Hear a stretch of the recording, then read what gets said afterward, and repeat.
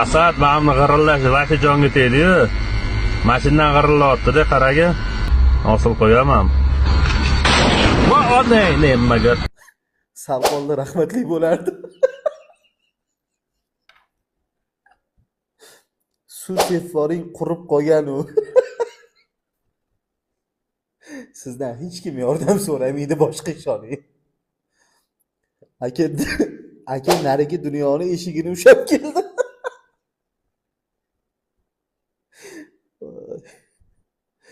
Eshikni ochib bir marta ichkariga qarashga muspet qildilar ekan. Sal qoldi Asad suvda cho'pon kiyib qiynalib o'tirardi.